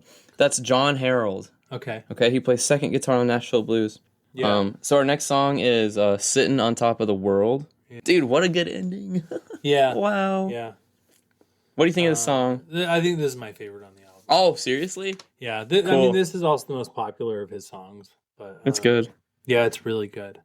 It's a really good song. It's written by Walter Vinson and Lonnie Chapman of the Mississippi Sheiks in 1930. Cool. Doc plays this particular version of the song in the tuning D-A-D, F-sharp, A-D. Cool. Yeah, it gives it a real nice flavor. Dude, the guitar is like, on this whole entire album, his guitar is ever so slightly panned to the left. Yeah. So I'm thinking it's just like the way they arrange the mic to catch the guitar and his vocals. Yeah. There's a couple songs too where I can hear it switch in my headphones. Right? Like, yes. In like the first like 2 seconds. Yeah, I marked it down too. It's cool. Yeah. And the guitar is really catchy in this one too. Dude. I think that's what like really sells it for me on this one. It's really bouncy. Boom, boom, boom, boom. Yeah. Boom. He's got some really fast runs after he says, I don't worry. Yeah. And then he says that line about like your peaches shake me. Yeah, you want my peaches, don't shake my tree. Definitely, Steve Miller definitely borrowed that. Oh yeah, in the Joker. Yeah, they listen to Dog. Oh, absolutely. You gotta. This is my favorite on the album. The guitar's so clean. It's every note is like ringing out like a bell. You know. Yeah. Everything. Yeah. No mistakes. It's perfect.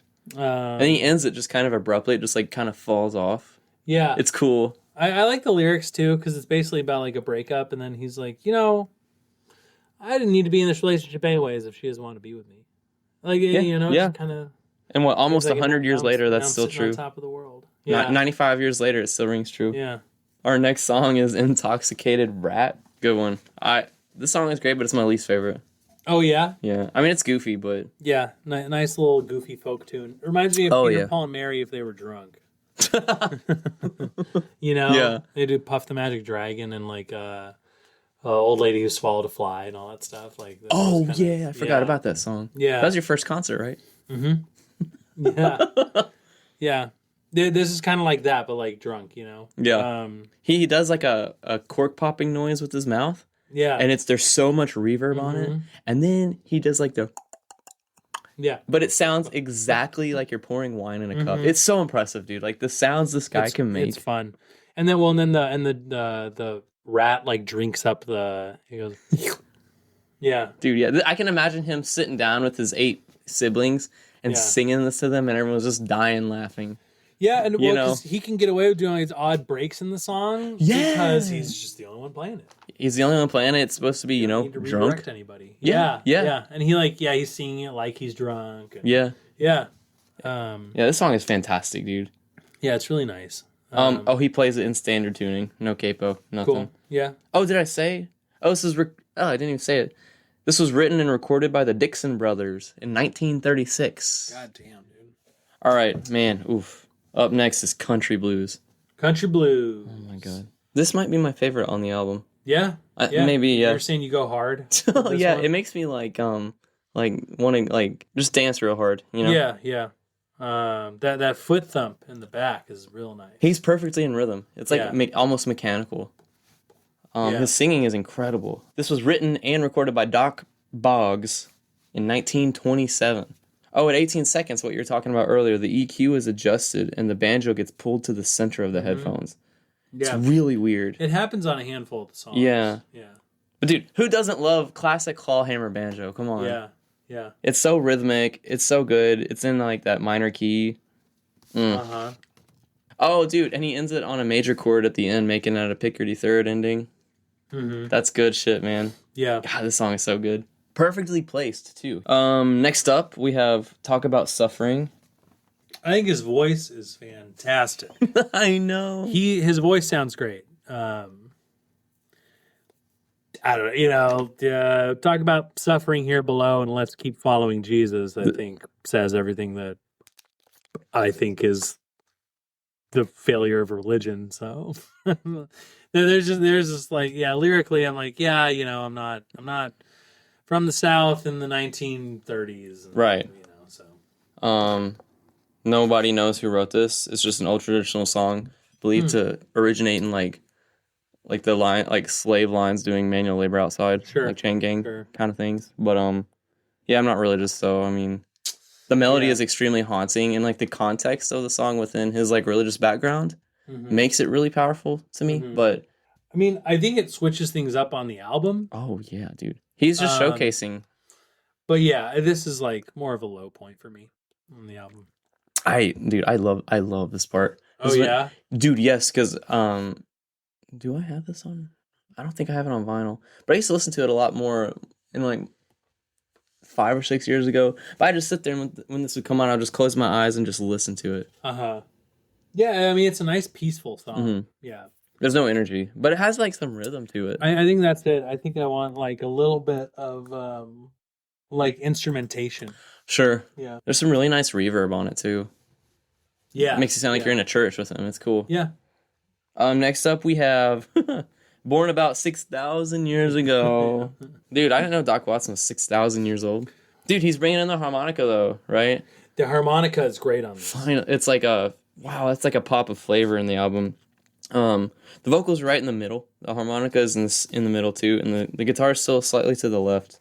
Yeah. It's just I don't know. I just think it's interesting hearing how they EQ'd it all. Yeah, it's kind of The chord progression is great. It's super bouncy. This is more of like a children's Bible kind of feel. Absolutely, Bible school vibes. Yep. At 1 minute and 12 seconds, he has a little giggle in there. It's just like he's having a great time in here. Yeah, he's not taking it seriously. Not too seriously. I think he's as serious as he needs to be, and he's just having a good time just recording his stuff. Yeah. I love the ending. It's like a nice little like bow tie on the song. Yeah. I do like the storytelling aspect of this. It's also dude. a little bit of like, if you deny my biblical stories, I'll whip you. And I'm like, don't whip me, man. I mean, come on. No. Do you have proof for these stories? He does. He's 6,000 years old. Yeah. According to him, the Earth started 6,000 years ago. Yeah. But next one is my second favorite on the album. Ooh, I'm so glad you said that. What's it called? Black Mountain Rag. It's so good. That's such great guitar playing. Yes, man. Holy shit. Yes, man. I was saying it puts me in mind of like Paco de Lucia, who's like a flamenco guitarist who just can just run up and down the guitar and stuff. The style is different. Right. There's some about it where I'm like, these guys are just like so fucking skilled. It's so good. It's effortless. It just sounds like he's talking. Honestly, if the whole album was this kind of thing too, I would not mind. Let me give you some album recs later. Yeah. This is like your East Tennessee country shit. It's so good, man. Black Mountain Rag, it was written on fiddle and originally titled Black Mountain Blues in the 1930s by Leslie Keith. Okay. So he just like played his fiddle around town. Yeah. It was first recorded by Curly Fox in 1947. Cool. Doc plays it at Capo 2. Oh, so he's playing a newer song this time around. Whoa, watch out, everybody. Yeah. He's playing some pop music. The ending is, I love how he ends this song. Chef's Kiss. It's so good. Oh my, yeah, I know. Yeah, I don't know. Anybody who wants to just like relax to some nice guitar, I mean, this is right up there. This is so fantastic. Yeah, this is my second favorite on the album. Cool. I mean, this is just like, yeah. Probably same, honestly. I wonder if there's a Foo Fighters song, the Coal Miners Ballad or Ballad of the Coal Miners or whatever and it's sort of like this. It might be it's like beautiful referencing work. it. Yeah, they might be pulling from this a little bit. Because I mean, this song has been covered by like hundreds and hundreds of. This is like one of the standard country songs. Yeah, I mean, folk songs. You brought it up earlier for like songs that he was playing before this. Yeah. Yeah. So it's not just him on this recording. It's a duet. Also, John Harold plays second guitar. Sure. Which is, it's cool. And like this music, they don't do like lead or rhythm. It's just first or second. Because they'll trade off and, you sit in the circle, all the instruments are playing, and everyone takes turns playing their little solo. Yeah. Oh, dude, there's that really nice downbeat, like bassy foot stomp. Uh-huh. But it's panned to the left on this track, which is interesting. All right, man. Next up. Oh my Little God. Omi Wise. This is more of a. This takes a dip for me on the album. I love this song. It's too dark. Oh my God, I love this song. The guitar work is just, man, it is like that very like Gaelic, Celtic, Irish, Scottish kind of feel. Because they all immigrated over to this area. Yeah. It just sounds magical. It sounds like a magical forest. You know the story. It was like this girl who was murdered or something. Yeah. Little Omi Wise was murdered by John. What's his name? It was actually Naomi. Naomi? That was the original name. Little Omi Wise. Yeah, and she was murdered by this fucking guy who I read about it, and he got away with it. He sure did. Then he confessed to murdering her on his deathbed. Asshole. Fucking asshole. That's okay. This resolves later on in the album, which is nice. But like, it's such a dark story. And I think it's because of the repetition of like the Celtic kind of thing that I have the appreciation for it. Yeah. And the guitar work is fantastic on it. But this is one that I kind of like, by the third time I was listening to this album, I kind of like got halfway through this one. I got you. Yeah, I've heard it. Yeah. I got you. It was Unknown Rider. Like, this shit is old. Yeah. It is so old. The first recording is by Al Craver in 1926. Doc plays it in standard on capo on a 2nd fret. Now, Georgia Buck, I Will Never Skip.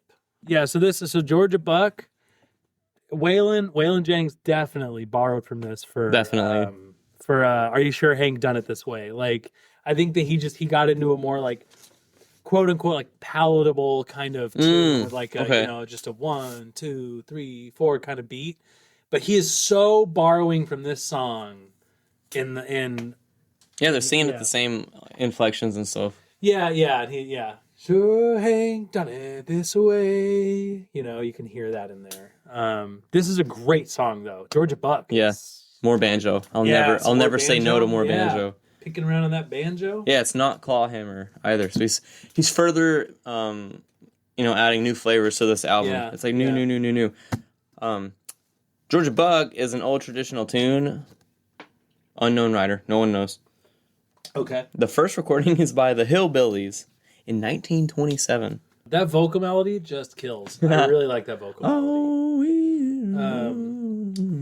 Our next song is Doc's Guitar. Okay, I gotta update. This might be my favorite one. This might be my second favorite or favorite. I don't know. This is also whoever was sitting at the board while he was recording this was probably like, God. He's like, oh, I can't touch the knobs. This shit's burning up. This shit's hot. The studio's on fire. Dude. Dude, this is such a kick-ass song. Doc's Guitar is just like... That's the only song on the album that he wrote. Oh, he's on fire. Dude, he's playing... This is like Lightning Fingers Watson up in here. Yeah. Right? But every note rings so clear. There's 0 fret buzz. Yeah. It is so like mechanically rhythmic, but like with personality. Yeah. And just like flavor to it. It is, man. Well, you drop a track like this too, and you're just gonna get respect from all the guitarists who hear this. Dude, like great song. This is such a good song. Dude, aptly named, Doc's Guitar. Anything else for Doc's Guitar? No. Deep River Blues is good. Oh my God. I'll be damned, Nate. This is my favorite on the album. This is it, man. This is another fucking great song. It's masterful. This is the showcase of the album. Yeah. He's finger picking like the bouncy bass notes, right? Yeah. And he's doing a lot of syncopation and all of this like intricate melody work. Yeah. With walk-ups while he is singing. Yeah. Dude, and the singing is great. He's on point. I love the walk-ups in this. It makes it so good. Yeah. This song was written by Eddie Green and Lucille Marie Handy in 1924, but in 1964 it became Doc Watson's song. Wow, this is holy shit. It's 101 years old. Yeah, he records this 40 years later. Right. He plays it in a standard with the capo on the 1st fret. Yeah, my first note on the song was another banger. Fantastic. Oh, he has those little guitar runs at the end of each verse. They're real fast. Yeah. Right? And he's showing like he knows, every note of the fretboard. He knows every key, where every single scale lies and where every note is. It's good, man. And then sometimes he'll hold the note long at the end of the chorus. Yeah. I got the river blues. Yeah. And it rolls back into the verse. Yeah. He's still holding that. Yeah. That shit's good, man. It's a great... this song like really ties together well. And at the 3-minute mark, and for the only time in the whole song, he says sweep an octave up. Uh-huh. Sweep along. Yeah. It's tasty, man. It's a nice, tasty song. This thing like kind of just like rockets along, and then it's done. Yeah. It's just a really solid song. Next up, we have St. James Hospital. Dude, what do you think of St. James Hospital? It's pretty good. I think the song itself kind of goes down a little too low for me, especially like after like how exciting Deep River Blues is. But the storytelling in it is great. The storytelling about the cowboy in the hospital and stuff. I like how it kind of like drops down a little bit. Yeah, it's just like, the country isn't just like, like these hollers and like the mountains. It's just not like fast mountain music. There's like some really sweet, like intimate sounds that come from there. And I think like it's really important to represent that on this album. And the guitar work is so good. It's so fast, but he plays it quietly. Yeah. I'm saying just placement wise. Like I think that it still should be on here, but maybe swap it with something else. I really don't know what. I think the other thing is that I'm coming off of Johnny Thunders, right? And this is so we were going and going and going and going. Now we're listening to this, and there's like peaks and valleys, which is what you do want out of an album. Yeah, but I'm like so fucking pumped after Deep River Blues. Oh, I know what you mean. Yeah. But the story about the cowboy, I mean, I didn't really look up what the meaning is, but I really do think it's just about like, there's a cowboy, he's like trying to recover in a hospital, but he has like gotten himself into so much bad shit, and he's in the hospital, and now there's there's people like who know where he is, and they're gonna come in and kill him. Yeah. And he's kind of defenseless because what can he freaking do? He's laying up in the infirmary. It's over. And he's also sitting there going like, I've done some bad shit, and this is what's been coming to me for a long time. My luck's caught up with me. Yeah.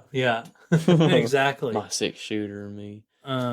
So this song is so old, man. It appears first as Charleston Cabin by the California Ramblers in 1924. Yeah.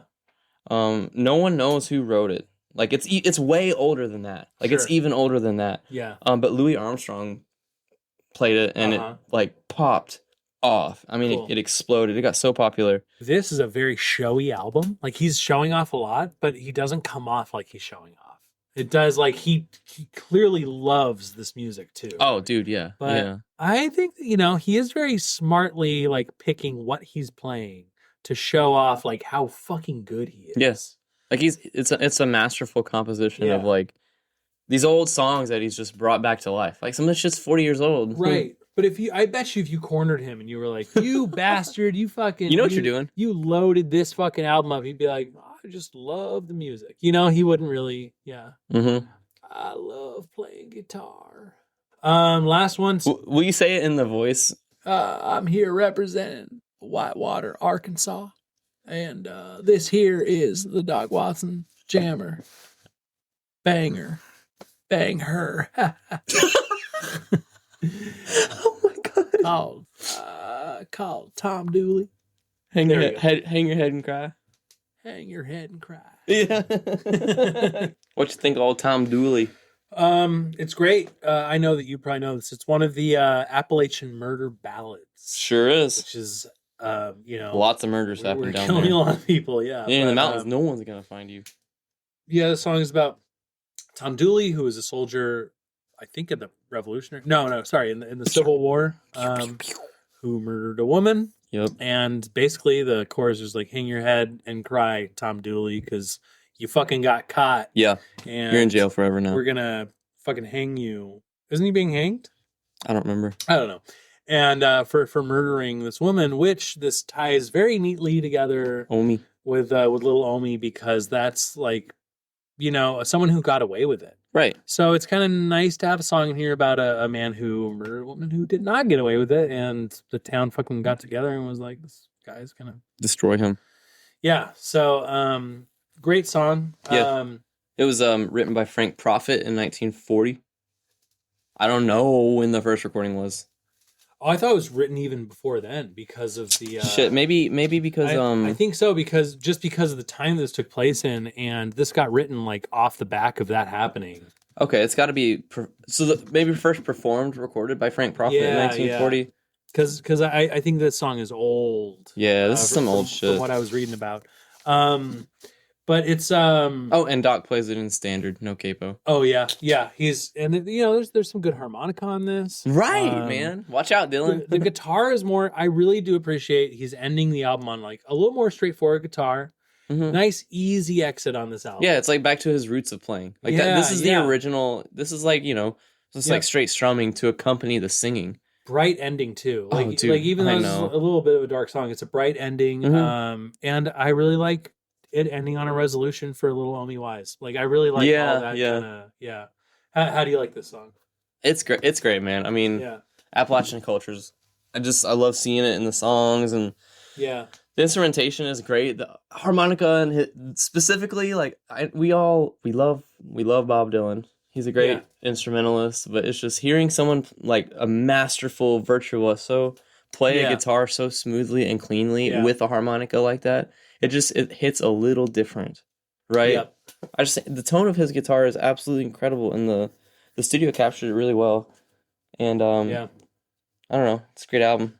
Great album. It's such a good album. Would you have it on vinyl? Yeah, I would own this. Me too, man. I would never get rid of it. Yeah, we would own both of these on vinyl. Dude, well, we'll get to it. We'll talk about it. This album was released in March of 1964. What is Billboard top 10s looking like in 1964? Who's Doc Watson going up against in 1964? Dude, this is probably the best Billboard we've ever had, and it just went away. Oh. Okay, so number 10, 7 weeks on the chart is There! Exclamation point. Yeah. I've Said It Again by Bobby Vinton. Oh, Bobby Vinton. I don't know him. Lonely, Mr. Lonely. Oh, that's him? Yeah. He does another big song too. Yeah, but he's one of those like crooner. Okay. Guys. He's got a great voice. Number 9, In the Wind by Peter, Paul, and Mary. Dude, Peter, Paul, and Mary. Look at that, dude. Yeah. Perfect. Wow. So this was kind of in the air, I guess. Right. Yeah. Number 8 is the third album by Barbra Streisand. She's everywhere. She's Queen, dude. I know. Number 7 is Charade by Henry Mancini. Hey. I love him. Dude, he was on another recent top 10. Number 6 is The Singing Nun by The Singing Nun. Number 5 is Hello, Dolly. Hello, Dolly was on... I don't know what that is. Hello, Dolly is a musical. Oh. It was that, but that was also... Hello, Dolly was on a recent episode we did. Do you remember which one? Who was on? Who did Trey do? Dean Martin. Martin. On the show. It was on Dean Martin. No, it was. On the charts. On the charts. Because that Dean Martin album was it 64? I think it was. Yeah, Hello Dolly. Yeah, crazy. Nice. Okay. Number 4 is Yesterday's Love Song / Today's Blues by Nancy Wilson. Cool. Number 3 is Honey in the Horn by Al Hirt, one of the best trumpet players. Al Hirt was in there for Dean Martin as well. Yeah. Number 2, Introducing ... The Beatles. Yeah. And number 1, my favorite Beatles album, Meet the Beatles. Yeah. Or With the Beatles, depending on where you bought it. Yeah. That was also in there with the Dean Martin album. Damn, what a good... Oh my God. Wow. After the album is released. Yeah, what happens? So he plays at Newport Folk. Rensler gets Doc together with Bill Monroe, a crazy good musician guy. What does he play? Mandolin? And then, they play a bunch of bills together, and they sing together too. In 1964, Doc's life on the road got way better when his son Merle joins him as his picking partner. Yeah. Right. So Merle's like looking after him a little bit and just like doing a lot of like the behind the curtain kind of deal. Yeah. So the first show they played together was the Berkely Folk Festival. Cool. That's huge, man. Cool. Which is out in California. And I mean, he loved his son. He's quoted as saying, "There's no way that I could have done the hard part of the dues paying days without Merle's driving and help on the road and taking care of business. Most people don't realize what it come to. He was doing the hard driving and things I could not do as far as the business." He releases Doc Watson and Son in 1965. You think these albums are... I feel like these albums are conversations in a lot of ways. Yes. Or they're so juxtaposed in ways that it's like it shows like these are two different ways that music becomes made, you know? Like there's people who have this attitude of like born to lose. And then we got this guy who grew up blind and because of that kind of was like, I can get around this. But that guy was born to win. I'm born to come up against any challenge that I meet, you know? And it's just so interesting. I love the idea of like people in the city kind of like coming together and like making this rock music while they're all like being junkies together and shit. And then you got this guy who's like very humble, reading the Bible, and playing music for his family, exactly, and just like kind of like whipping out a guitar and playing for people at folk festivals and stuff, and being so chill about everything. I think it's a great pairing to just kind of like... I love this pairing, dude. Dude, me too. I've been so excited about this episode for so long. And me too. Sure enough, like it just... I think these really pair together really well. Yeah. I really enjoy listening to these back to back. So next week we have Actor Caster, Generationals. Oh my god. And then Midnight Love by Marvin Gaye. Oh, dude, on the spot song recommendation. Go. Oh, wait, song or album? I meant, album. Yoshimi Battles the Pink Robots by the Flaming Lips. Wow, that's a solid pick. How about for you? Dude, How the West Was Won. Led Zeppelin's live concert in 1972. It's a triple album. It's 2.5 hours long. And they only play 18 songs. Fuck yeah. It's my favorite record right now. It's his favorite people. You heard him. All right. Thanks for listening to these two nerds chatting. Yeah. See you later, losers.